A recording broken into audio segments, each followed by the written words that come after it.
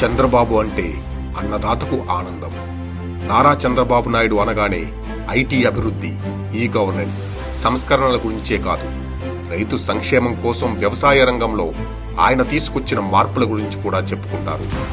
ఉమ్మడి రాష్ట్ర ముఖ్యమంత్రిగా చంద్రబాబు గారు ఏర్పాటు చేసిన సాగునీటి సంఘాలు, రైతు మిత్ర సంఘాల ఏర్పాటు, బంజరు బీడు భూములను సస్యశ్యామలంగా మార్చిన వాటర్ షెడ్ కార్యక్రమం, సుస్థిర జల సంరక్షణ, సమర్థ నీటి వినియోగం లక్ష్యంగా చేపట్టిన నీరు మీరు, రైతు బంధు పథకాలు వ్యవసాయ రంగంలో అద్భుతాలు.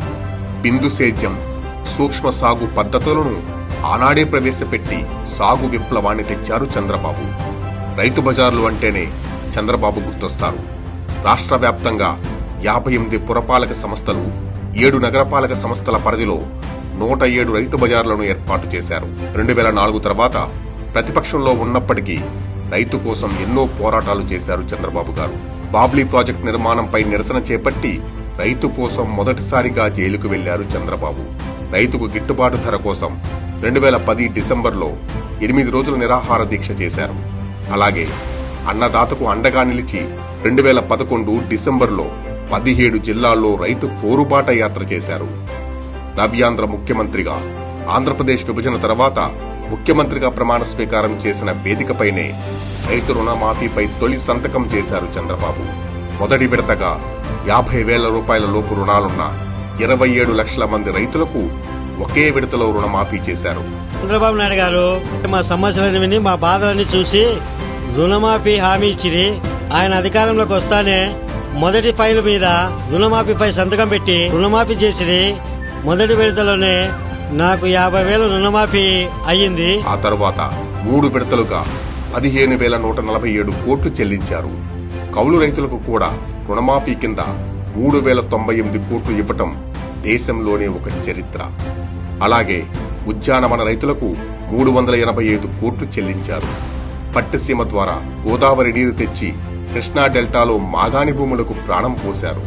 రైతు రథం పథకం కింద ఒక్కో ట్రాక్టర్పై 2 లక్షల వరకు రాయితీతో 21,500 ట్రాక్టర్ల పంపిణీ చేసింది చంద్రబాబు ప్రభుత్వం. సూక్ష్మ సేద్యానికి 90% రాయితీ ఇచ్చి ప్రోత్సహించారు. అన్నదాత సుఖీభవ పథకం ద్వారా కౌలు రైతులతో సహా రైతు కుటుంబాలకు 15,000 ఇచ్చే పథకానికి శ్రీకారం చుట్టారు. ఇక 5 ఏళ్లలో 63,373 కోట్లు ఖర్చు చేసి 62 ప్రాజెక్టులు చేపట్టి 23 ప్రాజెక్టులు పూర్తి చేశారు. ఆంధ్రప్రదేశ్ రాష్ట్ర వ్యాప్తంగా 2018 సెప్టెంబర్ 1 నెలలోనే 12 ప్రాజెక్టులను ప్రారంభించారంటే రైతు కోసం నారా చంద్రబాబు నాయుడు సంకల్పం ఎలాంటిదో ఊహించండి. పోలవరం 73% పనులు పూర్తి చేయడం మరో సంకల్పం. చంద్రబాబు పాలించిన 5 ఏళ్లలో ఎన్నడూ ఎరువుల కోసం, విత్తనాల కోసం రైతులు బారులు తీరలేదు. కరెంటు కోసం ఎదురుచూపులు లేవు. అప్పట్లో చంద్రబాబు ఇచ్చిన డ్రిప్ ఇరిగేషన్ సబ్సిడీ సీమ రైతులకు చాలా మేలు చేసింది. ఉద్యమంలా చేపట్టిన 6 లక్షల పంట కుంటల తవ్వకం అద్భుత ఫలితాలు ఇచ్చింది. ఎన్టీఆర్ జలసిరి, నీరు చెట్టు, భూసార కార్డులు, పొలం పిలుస్తోంది, చంద్రన రైతు క్షేత్రాలు, సూక్ష్మ పోషకాలకు రాయితీలు, జీరో బడ్జెట్ ప్రకృతి వ్యవసాయం వంటి ఎన్నో పథకాలు రైతుల్లోగిళ్లలో సిరులను కురిపించాయి. అన్నదాత మోములో సంతోషాన్ని చూపించాయి.